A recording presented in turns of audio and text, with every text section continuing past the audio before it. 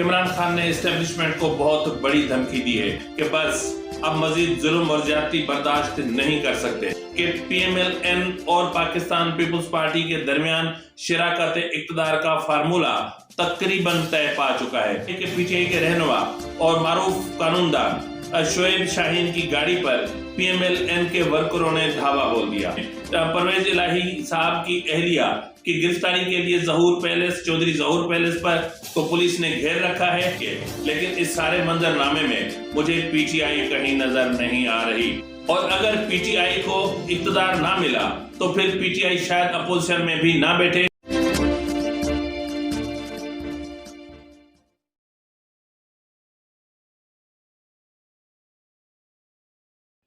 बिस्मिल्लाहिर्रहमानिर्रहीम, अस्सलाम वालेकुम नाज़रीन, मैं हूं आपका मेजबान नवाज भुट्टो। नाज़रीन, पीटीआई के बानी चेयरमैन इमरान खान ने एस्टेब्लिशमेंट को बहुत बड़ी धमकी दी है।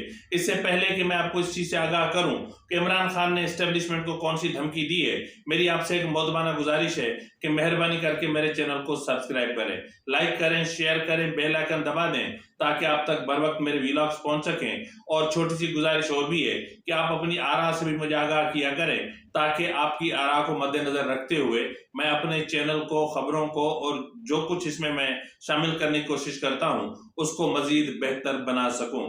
तो नाज़रीन, इमरान खान ने एस्टेब्लिशमेंट को कहा है कि बस अब मजीद जुल्म और ज्यादती बर्दाश्त नहीं कर सकते। ये उन्होंने दो टोक अल्फाज में कहा है और ये बात उन्होंने की है उमर न्याजी से और उनके एक और लॉयर थे, उनसे उन्होंने जेल में मुलाकात के दौरान बातचीत करते हुए कहा है कि अब बहुत हो गया, अब 52 सीटों वाला इस मुल्क में हुकूमत कैसे बना सकता है। अब जबकि हम अक्सरियत में हैं, हम ही वफाक में, पंजाब में, अपना खैबर पख्तूनख्वा में हुकूमत बनाएंगे। अब उन्होंने ये भी कहा है कि एस्टेब्लिशमेंट रियासत को बंद गली में न ले जाए, इसके नतायज खतरनाक निकल सकते हैं। एस्टेब्लिशमेंट पाकिस्तान को बंद गली में न ले जाए। इस वक्त पाकिस्तान को आगे बढ़ने की जरूरत है। हम नहीं चाहते कि पाकिस्तान को खतरनाक नतायज से दो चार होना पड़े। अब इमरान खान का बयान तो अपनी जगह पर, हम इसको ऑनर करते हैं जिस तरह हमने उनके मैंडेट को अपने सर आंखों पर रखा है। लेकिन नाज़रीन, सबसे पहले और एक बहुत बड़ी खबर कि इमरान खान साहब सोचते रह गए और इमरान खान साहब और पीटीआई दावे करते रह गई, लेकिन दूसरी तरफ पीटीआई और पीएमएल-एन के दरमियान शराकत इक़्तिदार का फार्मूला तय पा चुका है। जी नाज़रीन, इमरान खान ने बहुत देर कर दी और जितनी इमरान खान देर करेंगे, जितनी देर होगी, जितना मतलब 72 घंटे पूरे होंगे और जब अगर इलेक्शन कमीशन की तरफ से तमाम आज़ाद उम्मीदवारों को नोटिफाई कर दिया गया तो उसके बाद इमरान खान के पल्ले कुछ भी नहीं रहना। अब यही नहीं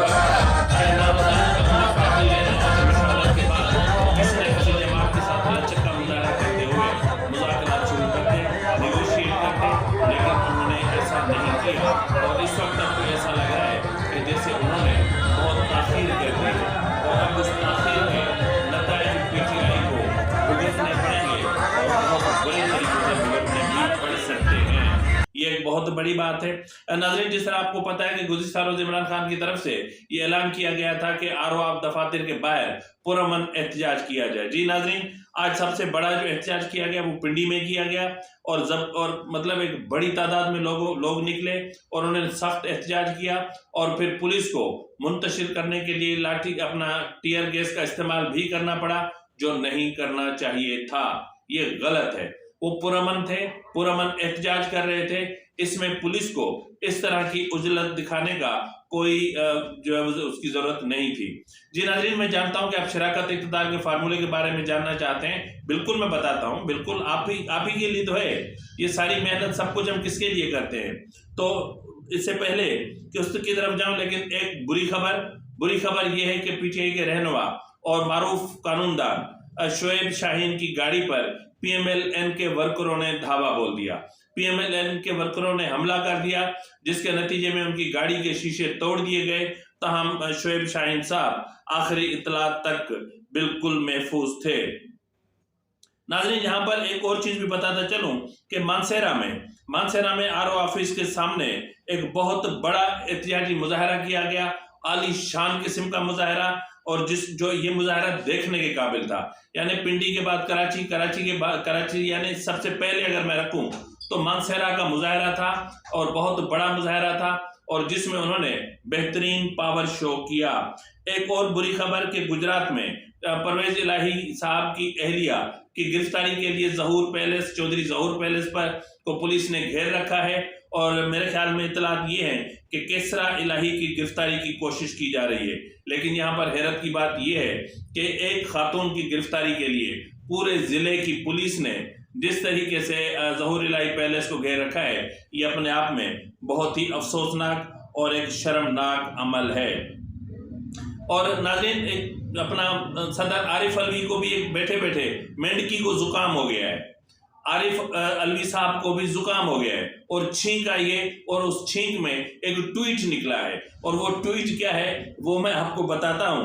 लेकिन इससे पहले मैं आपको एक और चीज बता दूं कि पीपी 172 के प्रिजाइडिंग ऑफिसर ने एक तहरीरी तौर पर स्टेटमेंट दिया है। उसमें उनका कहना है कि इलेक्शन के दिन जो फॉर्म 45 जारी हुआ था और उस पर जितने भी प्रिजाइडिंग ऑफिसरान और एजेंट्स मौजूद थे, उन तमाम की मौजूदगी में जो वोटों की गिनती की गई और उसके बाद जो फॉर्म 45 जारी किया गया, तमाम वोटों की दोबारा गिनती अगर की गई तो ऐसा लग रहा है कि जैसे वोटों के साथ छेड़छाड़ की गई है, नतायज के साथ छेड़छाड़ की गई है और वोट जितने थे उससे वोटों में इजाफा कर दिया गया है। और उन्होंने ये बाकायदा एक तहरीरी तौर पर स्टेटमेंट दिया है जो इस वक्त आपकी स्क्रीन पर है।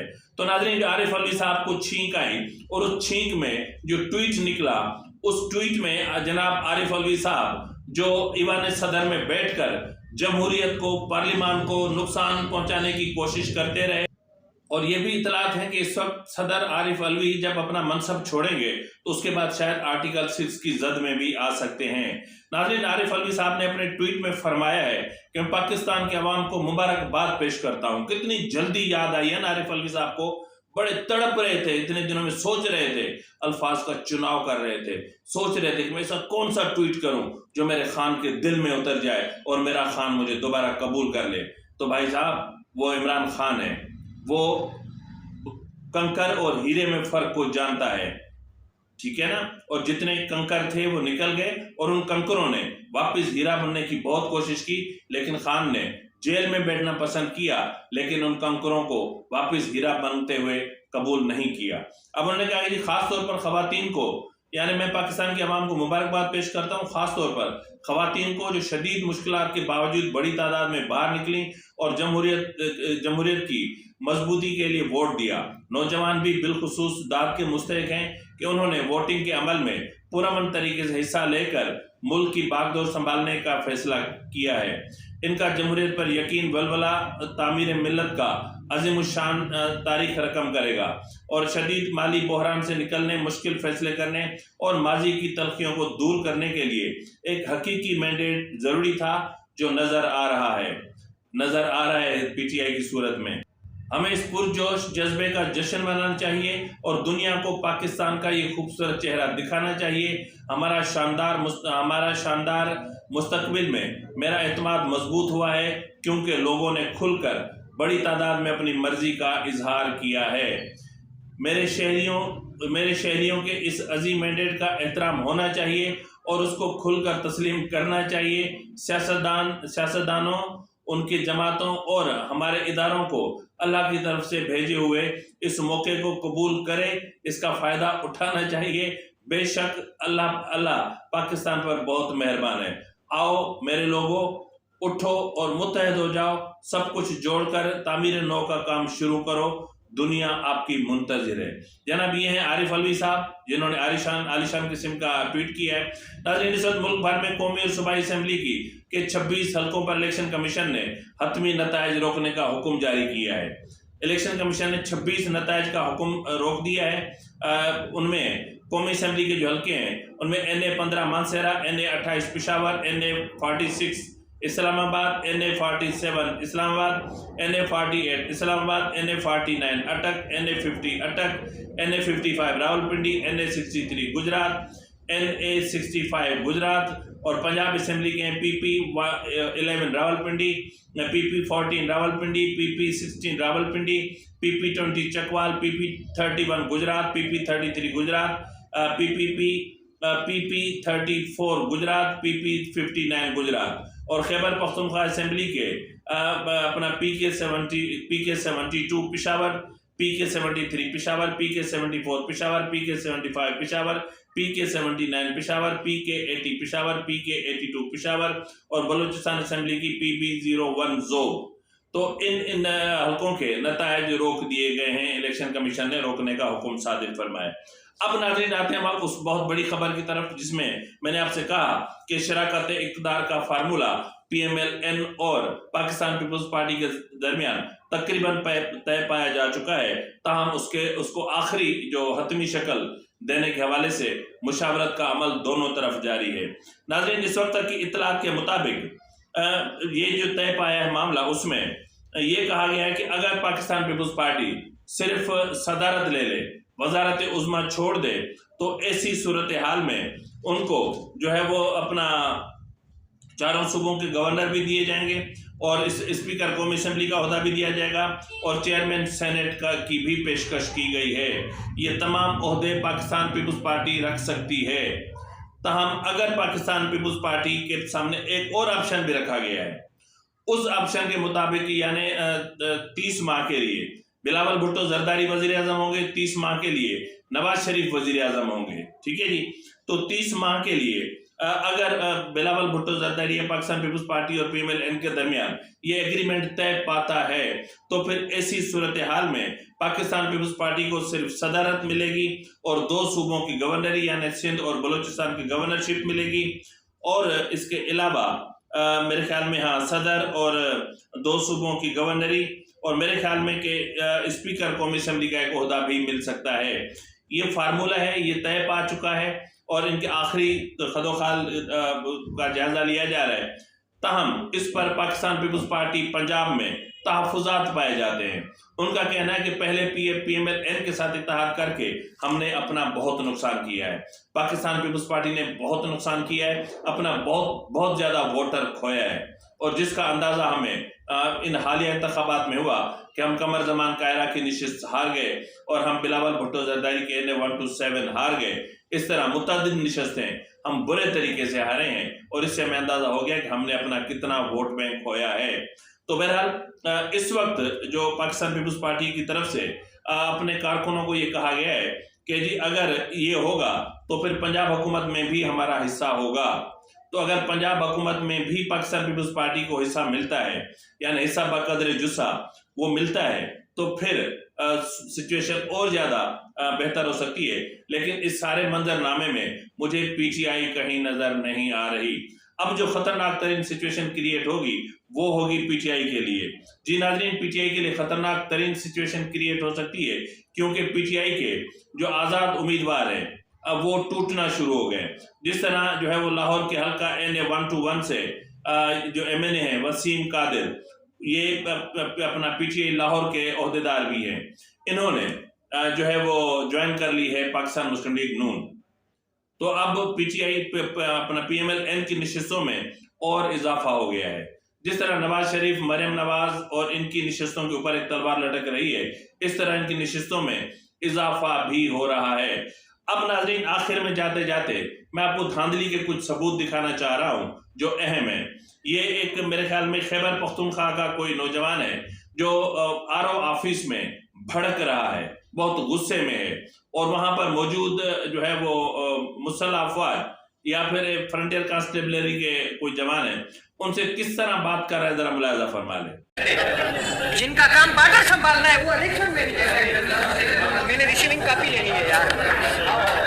हम किसी चीज से डरते नहीं, हम सीना खोल के खड़े होते हैं। यहाँ चलाए पूरे पाकिस्तान में ड्रामा आप लोगों ने शुरू किया है।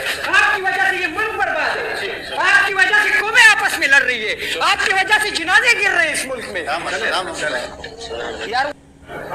जिनका काम बार्डर संभालना है वो आके इलेक्शन मैनेज करते हैं।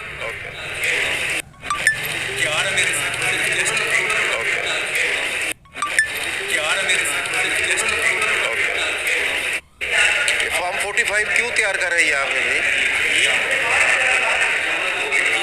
यहाँ पे क्यों तैयार कर रहे हैं?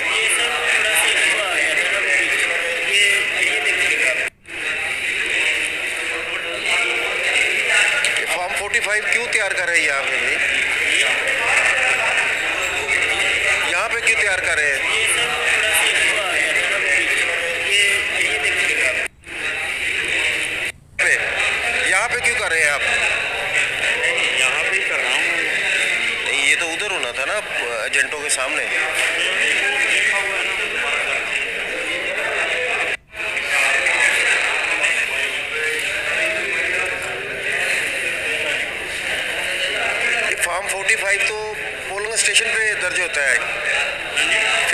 वहाँ पे, यहाँ पे क्यों कर रहे हैं आप?